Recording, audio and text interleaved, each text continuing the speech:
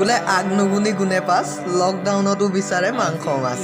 অথ লকডাউন সংবাদ দেশজুৰি বৰ্তমান চলি আছে চতুৰ্থ পৰ্যায়ৰ লকডাউন অসমতো বহিৰাজ্যৰ পৰা অনা যুৱকসকলক চৰকাৰে বিভিন্ন কোৱাৰেণ্টাইন শিবিৰত ৰাখিছে তাৰ মাজতো একাংশৰ যেন ভোক কমা নাই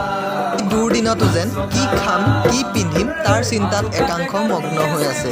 এই দৃশ্য নগাঁৱৰ এটা কোৱাৰেণ্টাইন শিবিৰৰ চাওক কিদৰে ঘৰত আলু পিটিকা আৰু দাইল ভাতেৰে সন্তুষ্ট হোৱা সকলেও কোৱাৰেণ্টাইন শিবিৰত বিচাৰিছে burger momo' chicken tandoori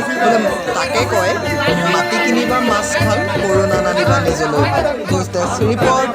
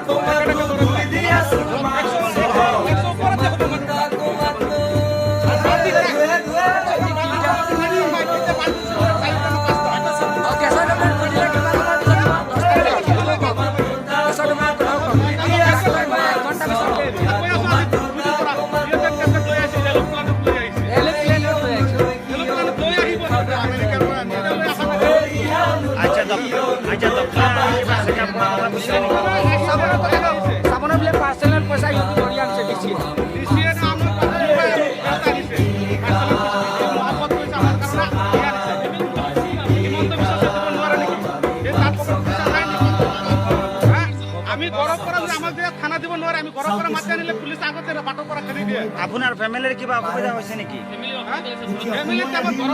family আছে, আমাৰ মা আছে, দেউতা আছে, চবে আছে। ইয়াতে কি খাই না খাই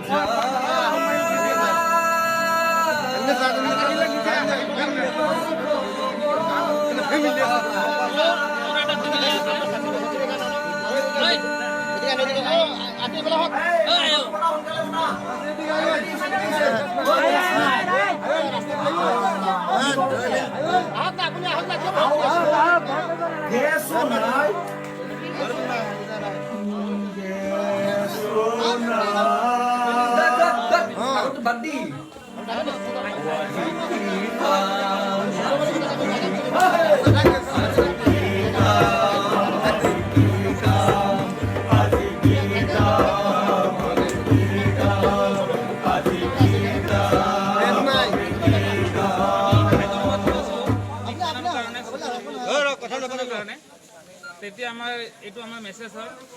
হয় তেওঁৰ পাছত পৰা 7 লাখ মান টকা গৈছে অপাৰেশ্যন কৰি চকুৰ লেন্স বহাইছে বিৰাট অসুবিধা আমাৰ আমি গুৱাহাটীতো কৈছোঁ নগাঁও কৈছোঁ তেখেতে কৈছে আমাক হোম কাণ্ট্ৰিত নিদিয়ে বহুত অনুৰোধ কৰিছোঁ এতিয়া চাওক ইমান টকা খৰচ হৈছে মানুহজনো বেমাৰী গৰমত থাকিব নোৱাৰে চকু জ্বলি থাকে পুৰি থাকে তেতিয়া নগাঁৱৰ পৰা আমাক ইয়াত ওচৰত পঠিয়াই দিছে ইয়াত পৰা 100জন মান ইয়ং ল'ৰা আছে গতিকে চাওক মই এই মাইকী মানুহজনলৈ কেনেকৈ থাকোঁ তাক ইমান অসুবিধা গোটেইখন ৰাতি আমি টোপনি